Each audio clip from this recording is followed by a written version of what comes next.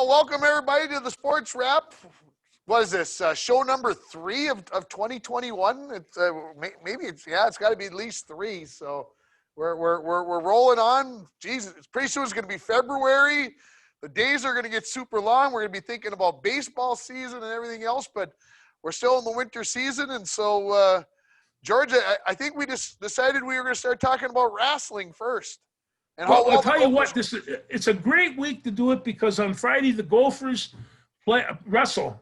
They wrestle the iconic Hawkeyes from Iowa, and there is going to be feathers flying. And Nebraska beat Minnesota, and then Nebraska went to Iowa, and and they got some feathers plucked there. So there's going to be some real terrific matches, and I'm talking about, like, at 125, Pat McKee, and who knows who they're going to have there, but it's and at 133 we have a guy named Boo Drayden, who is a big, long, lanky kid from Oklahoma, but is he a character and is he a great wrestler? And somewhere along the line they're going to meet Lee from Iowa, and you've seen him wrestle before. I mean, there's going to be some great matchups, and of course, last weekend, the Gophers, I got ahead of myself. Last weekend, the Gophers, they went out to Michigan. In Michigan State. Yep. And they wrestled Maryland, and they wrestled Michigan State. Well, hey, they beat Maryland 48-0, which is really hard to do in Division I wrestling because, a lot of those teams, especially in the Big Ten, has one or two that could probably be champions. And so, but they just rolled, then they rolled over Michigan State 28-6. So not since 1979 has a Gopher wrestling team, shut out another team, and that was just totally one-sided. And Pat McKee at 125 and Boo Drayden at 133, and of course Gable Steveson is he's really wrestling well right now. I mean, if I love wrestling and I'll wrestle anybody, but you have to be worried about your health if you're going to go out in the center with Gable. He is that good. Well, I mean, 1 in 13 seconds in the match against the guy from Maryland. They basically said they said they used the cow catcher on him, which essentially means to me he ran right at you and sumo wrestled you and slammed him on his back and pinned him in 13 seconds. That's the cow catcher. That's not too shabby. And then in the second match against the guy from Michigan State, he was up 22-8 after one period, which that seems unthinkable to me because, I mean, wow! Did he let him up 8? Did he let him up? That's how he got his 8 points. The other guy, I mean, it's got to be pretty close to that. That's right? all. Yeah, I mean, you can, you take him down. It's a 2-for-1 deal, and so you take somebody down 6 times, he's going to get 3 points. Yeah. Of course, it's kind of the way it works. You get 5 points, you let them up, you take them down again, and in the old days they could run up those great big high scores. Now, they have tech fouls and things like that, and so and rightly they should, because right now we have, especially around here, we have the Greco and the freestyle and the combination thereof, and a lot of people are masters in both. And so you're seeing a lot of Greco moves and a lot of these strength throws, cow catchers. I mean, Steveson is right now basically rehearsing for the Olympics. And there's a couple of guys in that Gopher wrestling hall that are doing that right now. I tell you, I think Ingham has got a good deal going, and he has got a good coaching staff, and all these guys are coming back. So what you're trying to tell me is that on Friday night I shouldn't be expecting a win, but I should be expecting good matches. Well, I'll tell you, at 8 o'clock at night, or whenever, I think it is out at 8, they'll be screaming and shouting from the solarium, and neighbors will wonder if she isn't beating me. But this is the premier match of the year, premier duel of the year, and anything can happen in Minnesota. So we'll see what happens. So are you going to have the girls hockey game where some guy who's announcing the hockey games? Are you going to have that on alongside the computer, like on the computer? I got that on the computer. I got it. We do this sports wrap, so I have to kind of keep in contact with all kinds of sports. So I just got to know what you're up to more than anything, so I can ask you questions. There's a lot of high school questions going around today. Oh, there's lots of stuff going on. We'll save that for the end. We'll save all that for the end. Are we done? Are we done wrestling? And should we move on to something else? I just want to say, like, again, this is Friday night and it's on BTN, Big Ten Network. And if you like wrestling, it doesn't get any better than Minnesota and Iowa, folks. How about we say, even if you don't like wrestling, you should even if you don't like wrestling. Yes. Go. I think it's going to be classic. I'm sorry I'm going to miss it, but maybe I'll get to watch it on replay, maybe overnight if I'm whatever, and maybe I'll do it that way. Because folks, as much as you might think I'm into this, I don't have a DVR, and I'm not gonna get out a VHS tape to record it. So you still got VHS tapes? Huh? Never mind. I still have a VCR hooked up. Yes, I still have VHS tapes. I have clean ones that I could tape over. Yes, I'm ready to roll. But we got way too much stuff going on. Let's move to hockey. Let's do that. You said you would want to talk even hockey. That would be good. So I tell you what, and this is, and I'll admit to this.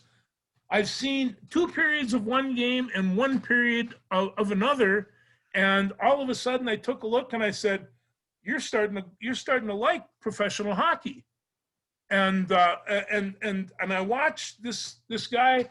His name is Khalil the Thrill Kaprizov. Kaprizov, yeah. Kaprizov is 5'9", 175 something, and he scoots, Tim. He scoots all over the place. He is a regular dynamo. And so I watched the kid, and I think, okay, the first game, he gets 2 assists, and then scores the overtime goal. And so you take a look at this and say, well, what's happening? Well, all of a sudden, he is leading the team in he's leading the team in scoring, or at least tied for it. And then Dumba, he's another one that I kind of, what a chunk of hockey player this guy is. You see that wrist shot of his? He is just a hammer. And so I'm watching him score goals. And then, of course, we got Cam in the goal.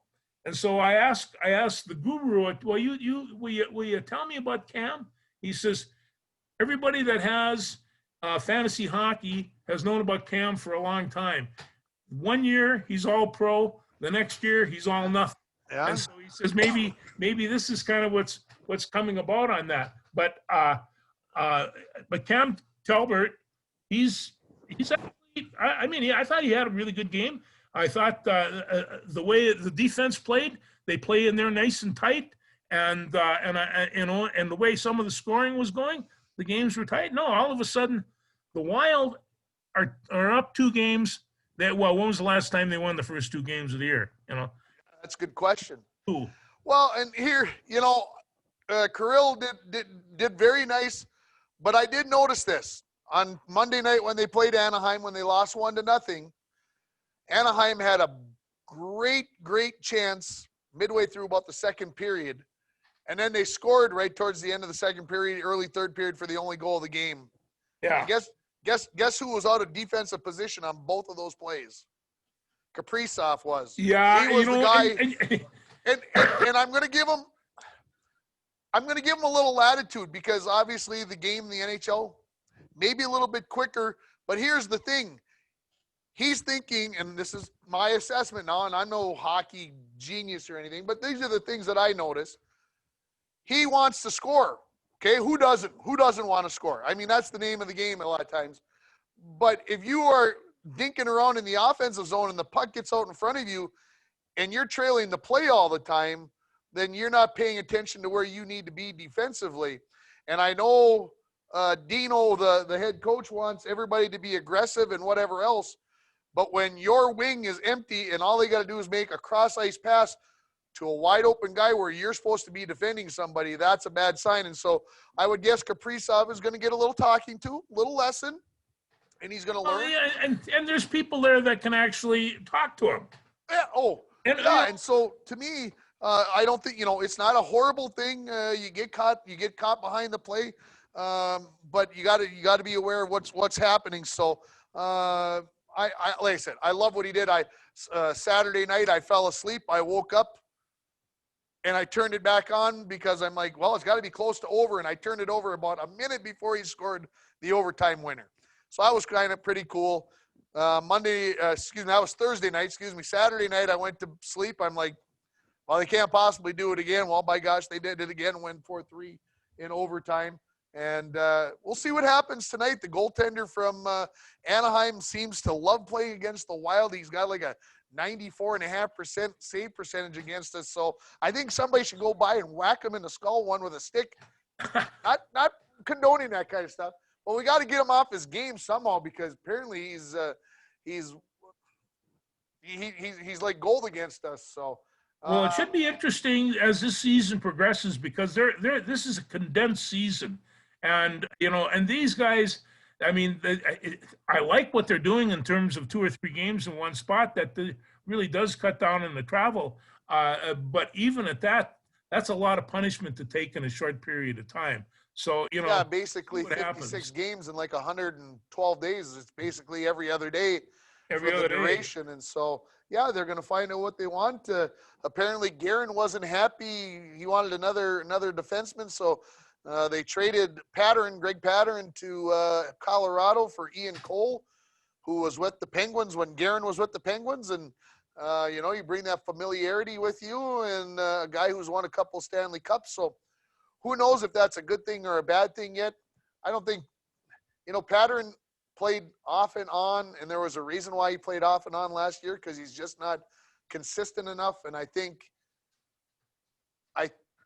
that Guerin found a way to get him out the door, and I think, in my opinion, it was a good move. I'm not saying I don't have lots of bad things to say about Pattern. Just, hey, we're going to give somebody else a chance. So we'll see what those happens. Coaches, they know these players out there, and they become friends with them, and they work on the team with them. If they have an opportunity to get what they consider talent on their team, they're going to climb all over that. And, that's just kind of the real life world of professional sports, period. What do you want to talk about in the NBA? The NBA. Well, I'll tell you what, I caught a part of a game last night and I watched your boy Zion, I'll bet. Zion. And this, we have talked about this before, Tim. But we talked about, Michael Jordan couldn't do anything till Scottie Pippen showed up. And I think that they're starting to realize that this really great talent in the middle isn't going to be, and they're not going to win a whole lot of basketball games if they're counting on him. And it's not just Williamson either. It's Patino's been saying this about Marcus. If we're going to count on one player, we're going to get killed. So what did they start doing? Marcus, I think he had 6 points the first half. He scattered those points all over. They got a couple of people off the bench to come in and score when he wasn't. And all of a sudden they beat the number 1 team in the conference. It's a matter of getting the whole team involved. And I think New Orleans was having a hard time doing that last night. And, so it's good to see. Not good to see, but it's predictable to see. Well, I would say you strip LeBron of his soldiers, his backups, his boys, his teammates, and put a bunch of nobodies. We would find out whether LeBron was, greater than great. So yeah, it's definitely a league right now where that is the way that it is. You got to have 2 superstars on your team. And of course, this past week, James Harden finally got the trade, or we talked about it last week. Yeah. His trade to the Nets. And of course, Kyrie Irving was, he is an enigma. Is that maybe the right word? He doesn't that might do it. Yeah. He doesn't like to play, it seemed like, a lot of times. And then he goes and buys a house for George Floyd's family or whatever it is. And I'm just like, what's going on? And of course, Harden, his first game, triple-double, Durant scores 42. Everybody's talking, oh my Well, gosh. Harden Brooklyn's and the Durant, team to that's beat. not a bad combo. Well, make it very difficult to guard, that's for It sure. make it very difficult to guard. That's true. So, And then of course the Wolves. You know, I'm hearing in the papers now they're thinking about firing the coach, and other people are saying, you know, you kind of got to consider the whole picture here. And you know, with all the star players and the COVID and all the rest of that.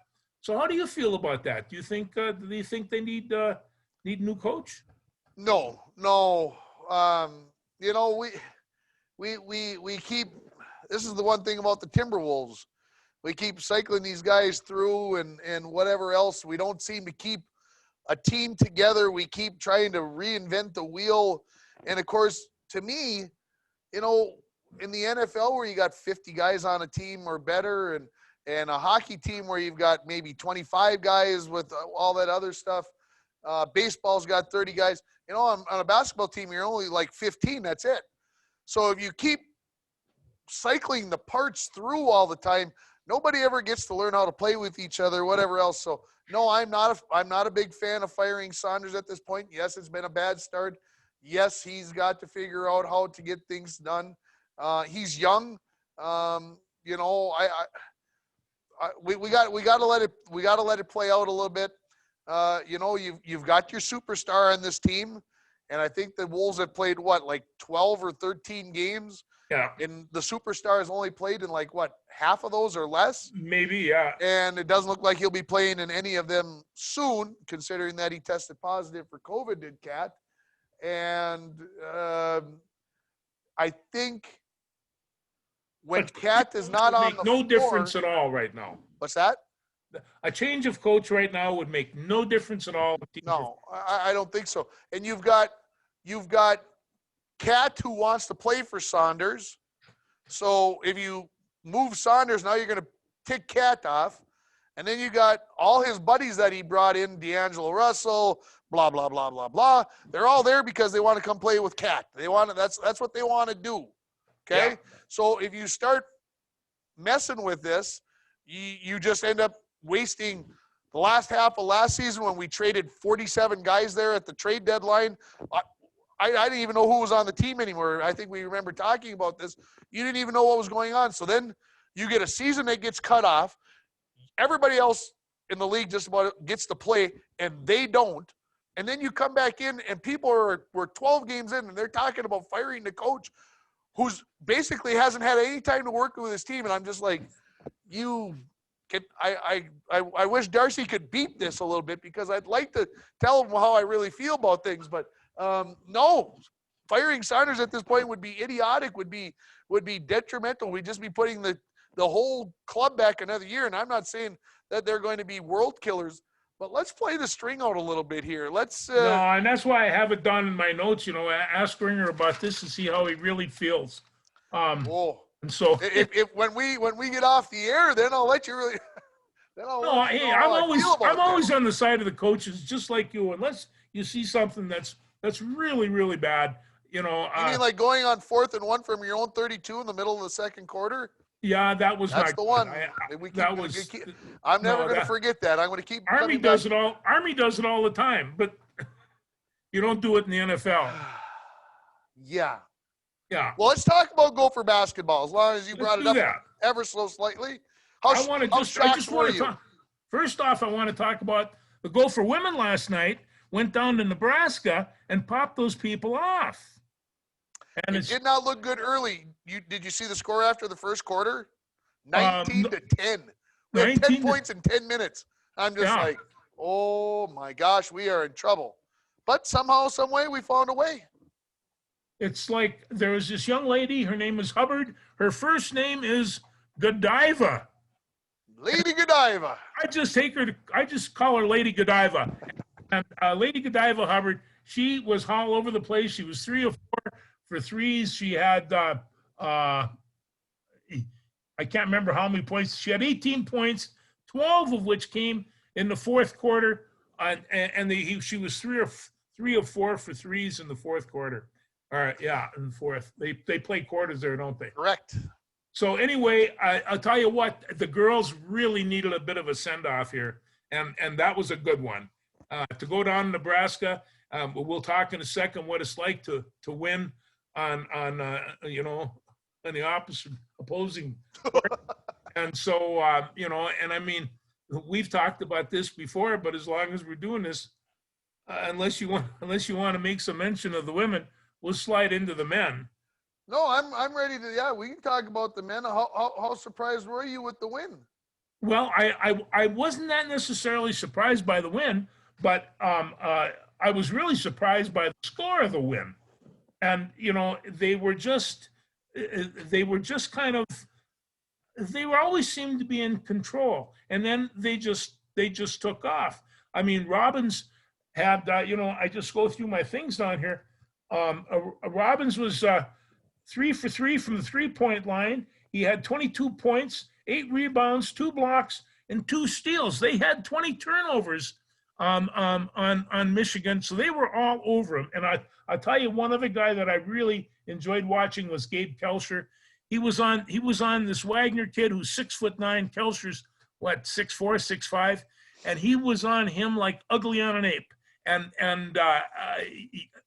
watching a guy that's struggling to shoot, and keep in mind, Kelscher a year ago was leading the Big Ten in threes, and he just hasn't found his groove back. But he's playing hard defense, rebounding, and he was one of the reasons that they were able to double up on Dickinson when Robbins went to the bench, and some of the rest of these guys. They really played great defense. Let's see here. They shut down Isaiah Livers. He had 11 points or 14 points, and then this Wagner to 11. And well, the guru tells me they don't have a whole lot of guards on the bench, and so they had 3 of them, and one of them went down, and they only had 2, and then one kind of got hurt there. So they were actually at the end only working with one guard, and so I think that might be the flaw in that that Michigan Wolverines team. That was going to be my question. Is that their Achilles heel, so to speak? I really think it might be. Other than that, I mean, look at, they just took the Gophers apart when they were in Michigan, and this time it was like a different team. And I kept on looking for Hunter Dickinson. Which one's he? Which one's he? When you're standing up next to Liam Robbins, you both look about the same size, which is over 7 feet tall. Yeah. You know, and so these guys are big, and Robbins. I mean, I'm looking at, how do you defend this guy? He's 7 feet tall. He was 3 for 3 on threes. You know, you're going to be drawing somebody outside to even at least give some kind of look to him, but you're not going to stop him from shooting that 3. And so this is how basketball has changed so much. I mean, I suppose Kareem could do it, but he never set up to shoot a whole lot of threes. No. And if the he never really had an opportunity because they didn't have the threes for so long. Didn't have the threes. So you see these guys, and it just, I mean, I watched Rick Mount one time score 48 points against Minnesota Gophers, and there was no stripe then, and he just kept on hammering them down. That was my mouth was wide open. Now, I was a youngster then. Well, I have to say, I was totally shocked. I had no anticipation that, I figured for sure they would lose even on their home floor. So to win by 18 points was the wow factor for me. I can't believe it. So no game versus Nebraska tonight. No, that was dropped. So we'll see if they get a chance to reschedule that. That'll be interesting to see what happens. So. I want to make mention of Liam Robbins. He did win the Big Ten and Naismith awards as Player of the Week this week, and well deserved. He's been doing this on a regular basis, in case nobody's noticed. So they host Maryland on Saturday at 1:00, and that is on the Big Ten Network. Okay. So let's see if they can pick up, because Maryland got hammered pretty good by Michigan last night. And you know, coming into the barn, they must get like total barn jinx or something. Every team that and you used to see this all the time where how hard is it to get an away win? Well, they're impossible. A road trip win. They're really hard. Well, they certainly are in Minnesota. They're hard to come by. They are hard to come by. And I tell you, this game guaranteed a trip to the big show. Interesting. Yeah. Nice prediction. I would say, yeah, they what did they move up to? They were 23 last week. Did they move up to like 17 or 18? So yeah. you know, they supposedly take about the top 35 teams and blah blah. Yeah, I would say they would have to have an epic collapse, and their schedule is supposed to get easier here now when they're not supposed to be playing as many ranked teams. And well, they have more ranked teams than any other team in the country. They really kind of wall into it. Quick thing on college hockey: the Gophers get swept by Notre Dame. St. Cloud State gets swept by Western Michigan, and UMD didn't play because of COVID. Now, I was wondering why UMD wasn't on there. I was looking all week. What the heck? And they even got their this weekend series got pushed back one day, I think, just so they can, you know, so they got, instead of playing Friday, Saturday, they're going to play Saturday, Sunday. So hopefully the Dogs get back to where they're supposed to be. The Gophers kind of got knocked off their pedestal a little bit, which of course makes me happy, but they were right there. And that's the thing about the Gophers. The Gophers are a very good hockey team, don't get me wrong, but we're not going to hear anything nice said about them here. So if you're here to hear something positive about Gopher men's hockey, you'll have to watch. We talk about Benny Gordon once in a while. Being a good Falls boy. Being a very good Falls boy, yes. Yeah. Like I said, we can't diss those boys too hard. Hey, how about Toby Gardenhire? Hey, isn't that a good time? And, you know, and I read an article about him, and they said the reason he got this job is he's an excellent manager. Not because he's the former manager's kid? Well, maybe that helped. I mean, somebody had to teach him. But having a Guardian uniform is cool. That is beyond cool. And I knew that you were going to love that to death. Yeah, there's nothing wrong with that. Well, No. before we talk football, let's talk Broncos. Good. If we can. So the Yes. girls hockey team 0-2 on the season. Lost their home opener to North Shore 6-3. They lost to Crookston on Tuesday night 6-0 all the way out to Crookston. So they have a game Friday night against Detroit Lakes that we will have on KCC TV, yourliveevent.com, K104. If you can't see this hockey game on Friday night or listen to it, you aren't trying hard enough because it's in so many different places. So we'll be there for that. Boys hockey, good 2-0 start. Got a win over Kitson County on Saturday, 6-4. Brady Wicklund, the hat trick along with an assist. Miles Mason, a couple of goals for him. So in that 6-4 win, and then that was Coach Baldwin's first head coaching win. So a good way to start. And then the Broncos went down to the Snake Pit on Tuesday night and got a win, 2-1 on the road. And so anytime you win at the Snake Pit, you've got to take that. And Mitch Nemec definitely, I think, was the star of the game, how well he played in goal, at least according to what I was hearing on the radio call from the guys from Greenway. And Wicklund with another 2 goals. So in 2 games, he's got 5 goals and an assist already on the season. And they played North Shore on Thursday night. So maybe this will be on right before the hockey game is on KCC TV. So if you're watching this on Thursday night, stick around. We'll be on Midco Channel 7 right after that with the boys' game as they take on North Shore. And if I remember right, North Shore is 0-3 on the year so far. So hopefully the Broncos, good chance to move to 3-0. Boys basketball team was at home last Friday. They beat Mesabi East 78-67, giving Donnie Rolando his first win as a head coach here at Old Falls High. And of course, that would be the first time that father and son have had head coaching wins, I believe, at Falls High. So congratulations to Donnie. Unfortunately, they didn't play quite as well last night. Lost to Virginia 66-58. Just too many turnovers, kids. If you're watching me, too many turnovers, too many bad passes, but they'll get over that hopefully and find a way. And they play at War Road on Thursday night.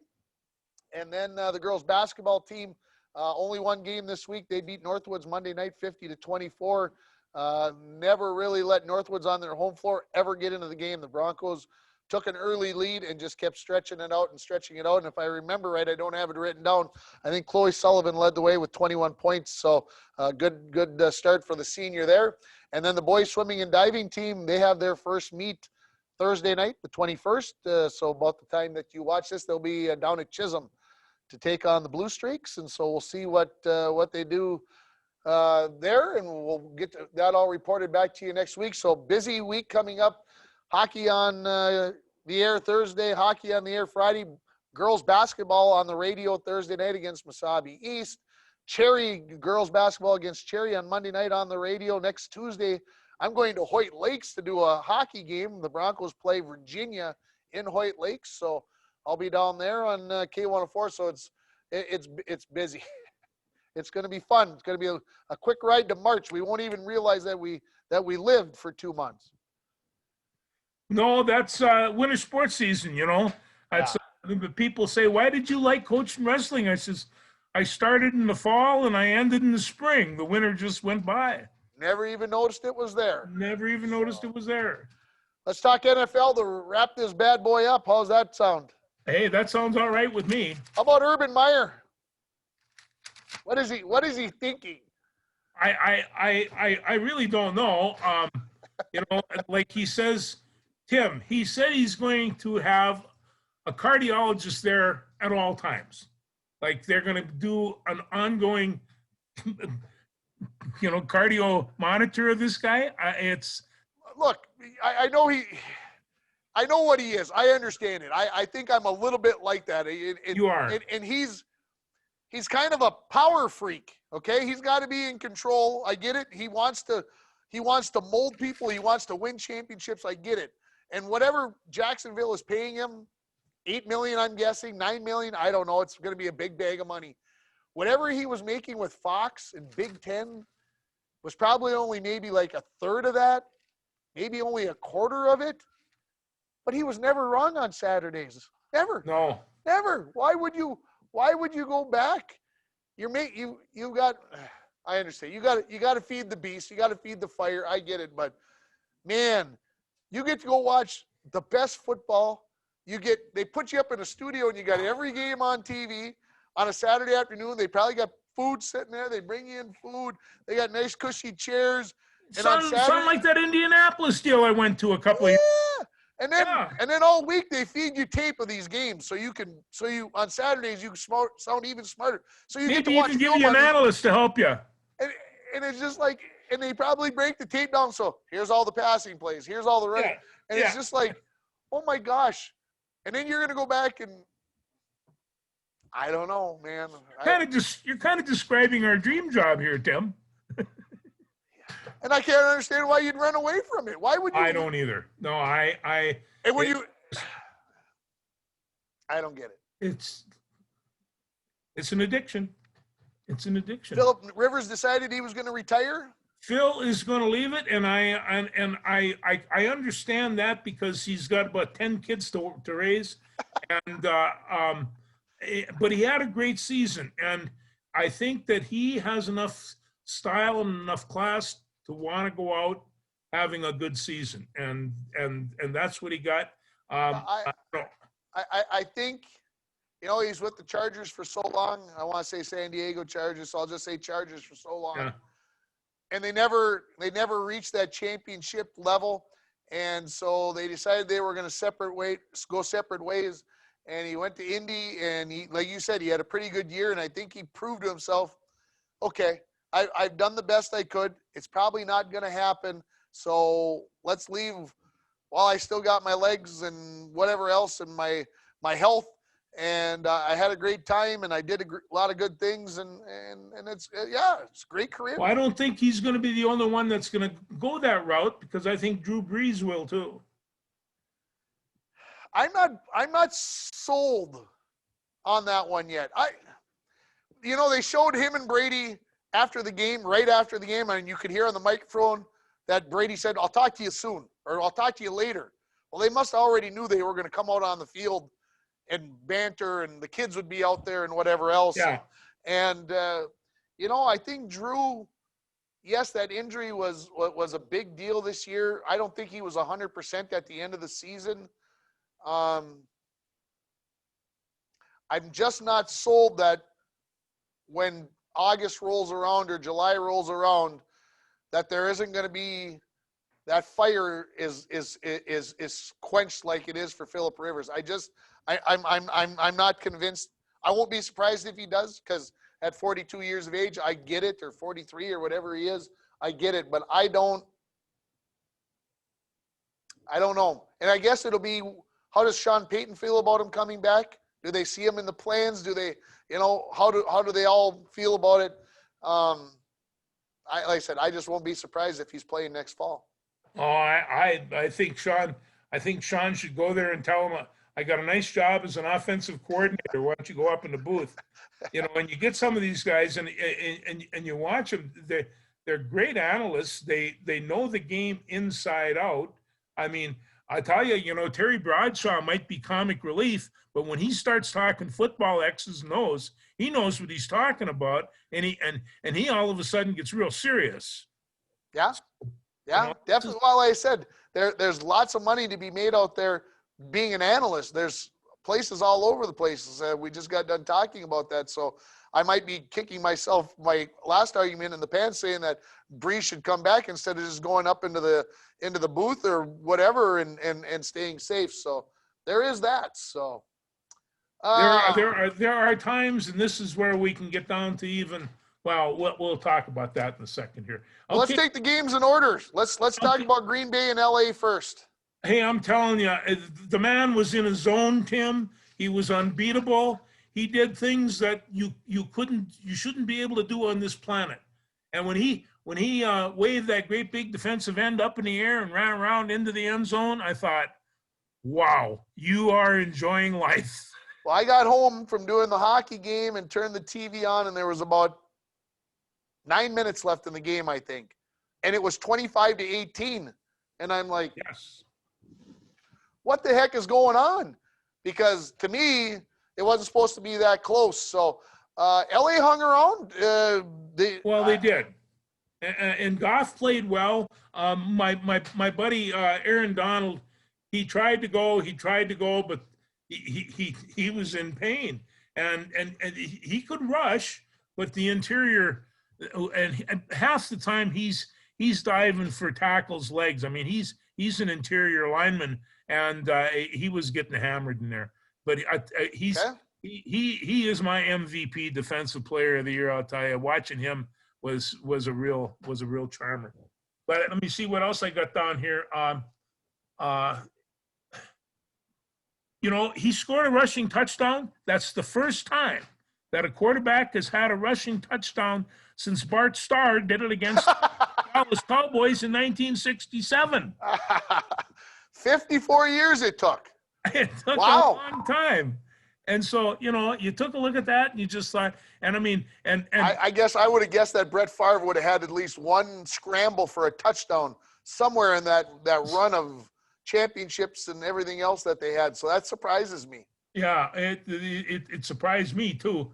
But I'll tell you, they also had 8,500 people, and they're talking they're going to have more this weekend. The players were saying it seemed like there were 50,000 in there. Well, I'm sure after playing to 16 silent games pretty much the entire year, I'm sure it seemed exactly like that.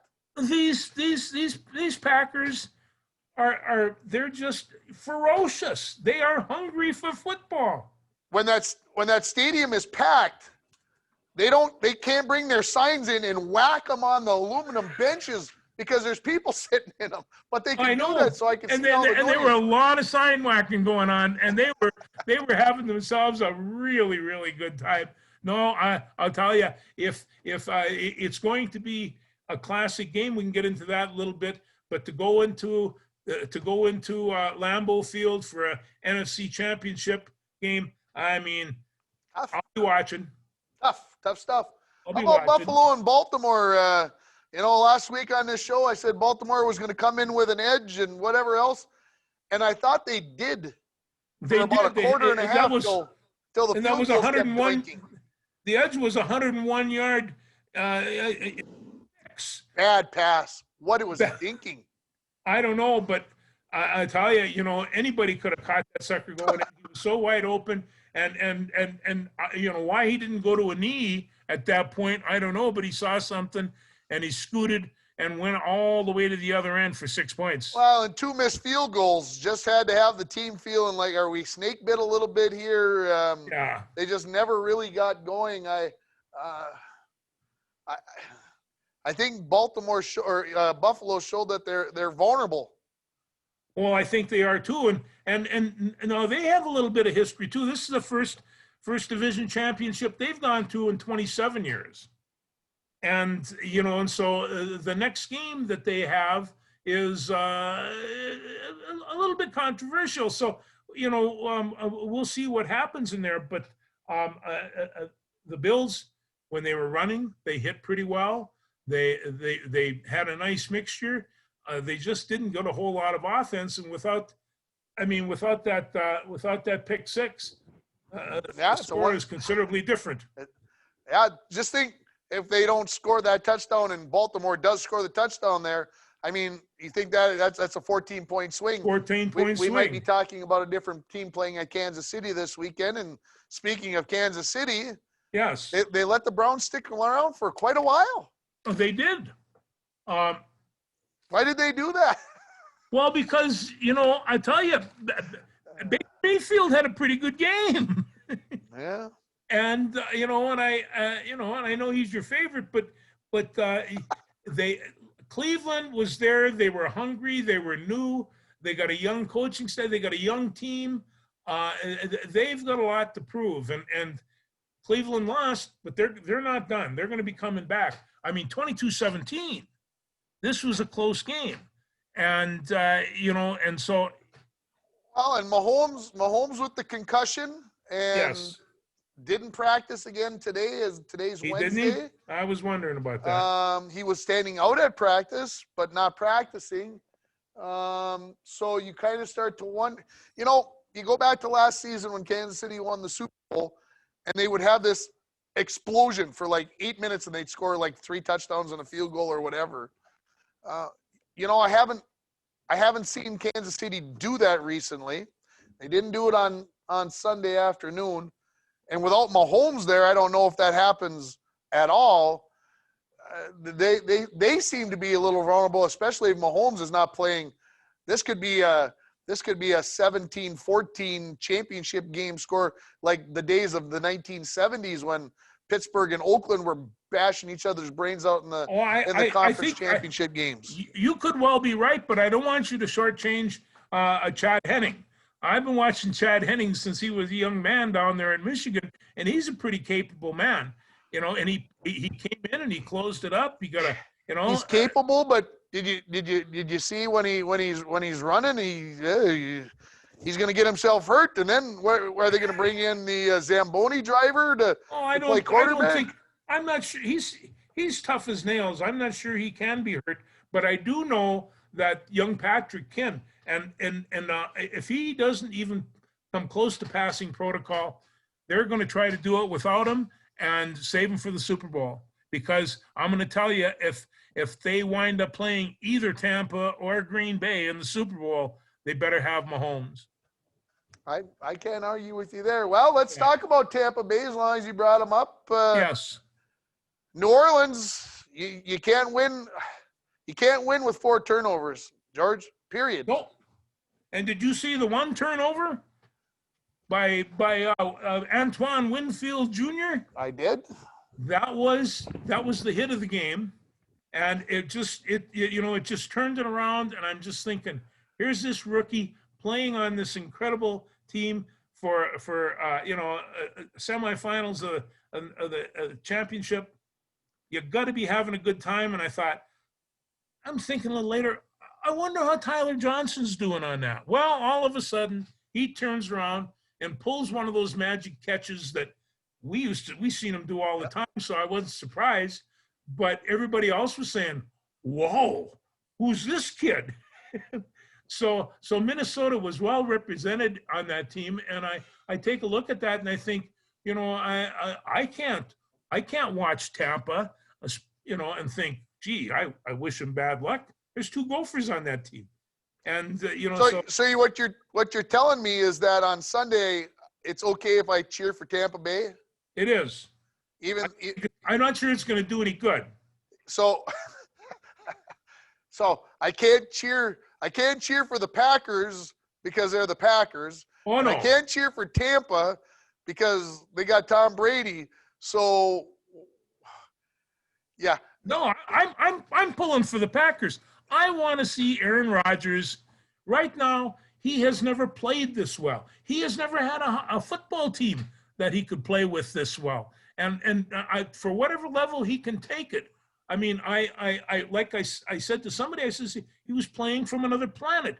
Gravity really didn't matter. He was just sitting back there, boom, boom, boom, and killing them.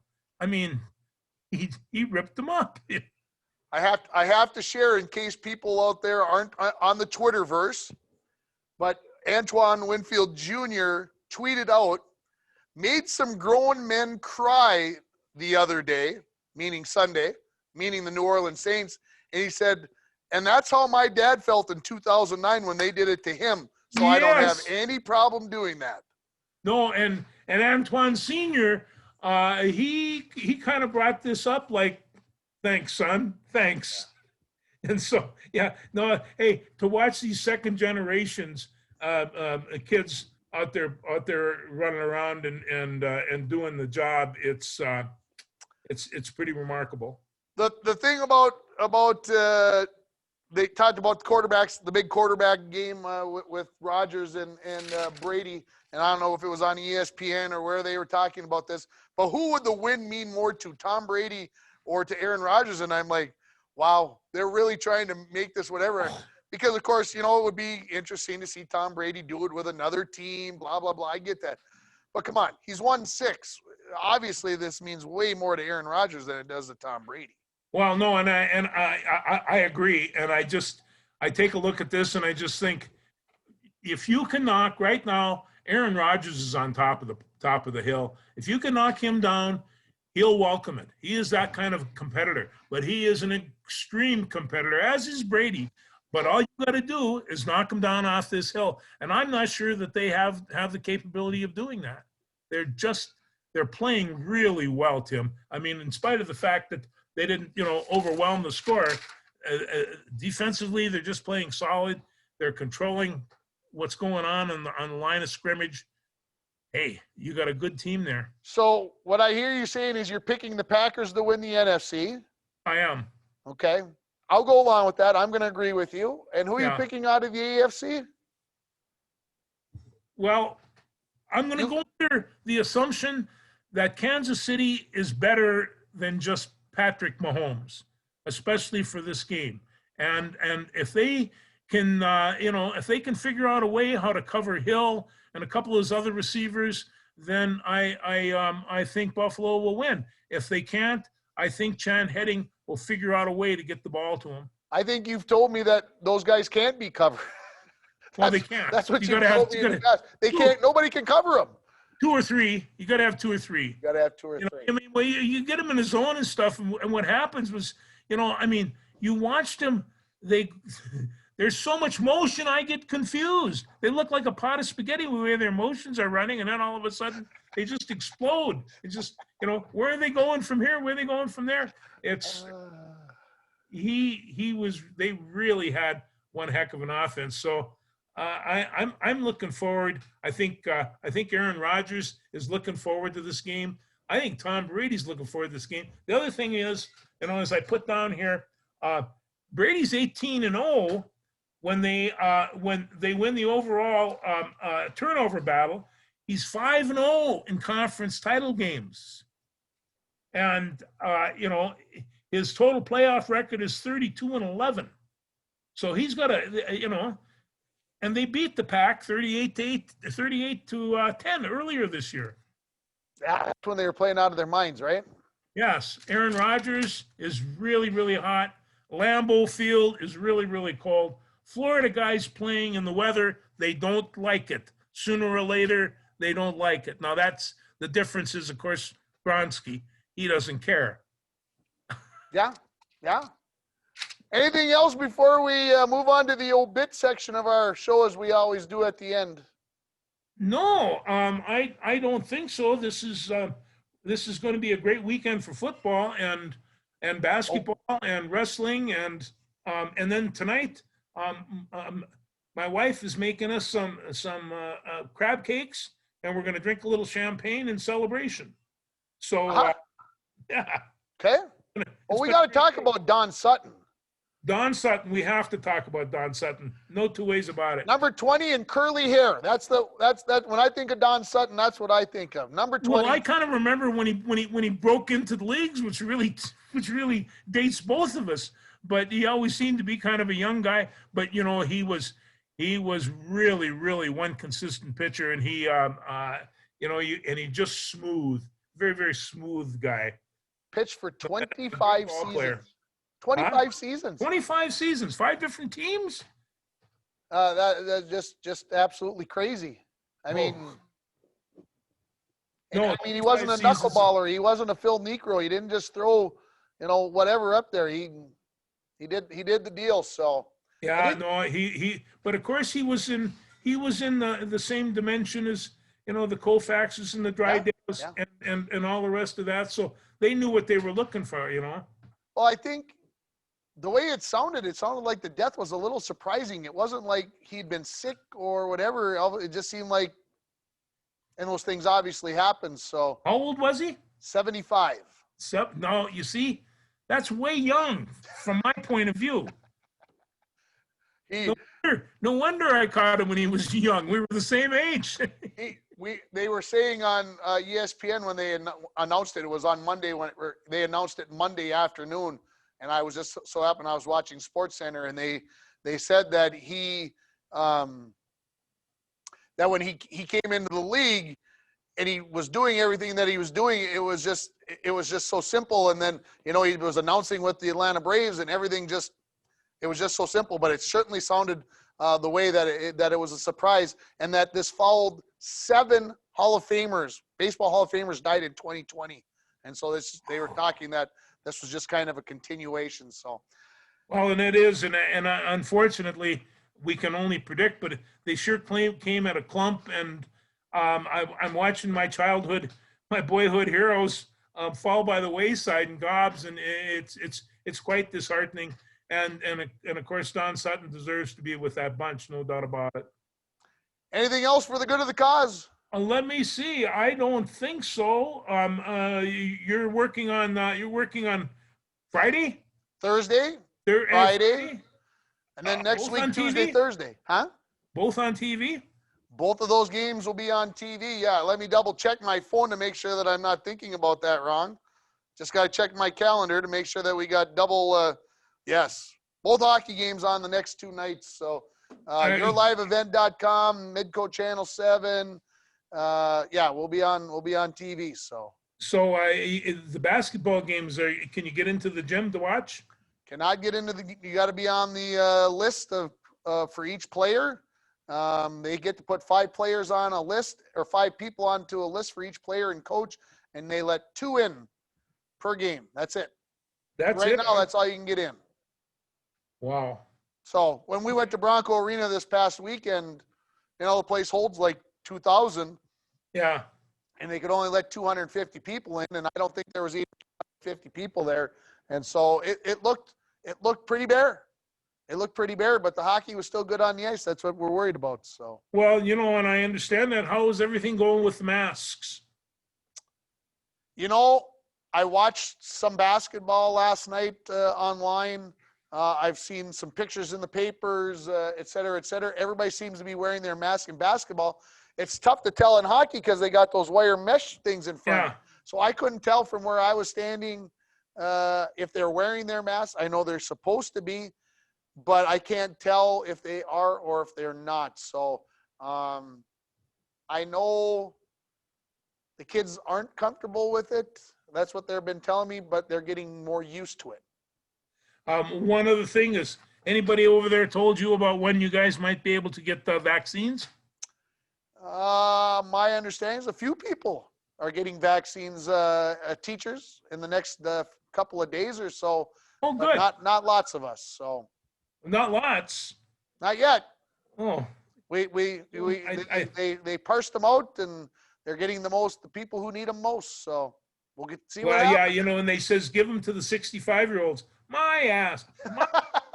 You can't do that, It's just you get them to the teachers. Let's get these things going again. Especially, I watched a little kid jumping up and down when somebody said, "Are you excited to go to school?" They were jumping out of their clothes. They got to get back. They got to get back to school.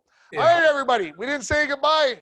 We'll see you next week. Thanks for watching, George. Have a good week. We'll talk to you. I'll talk to you next week. All right. See ya.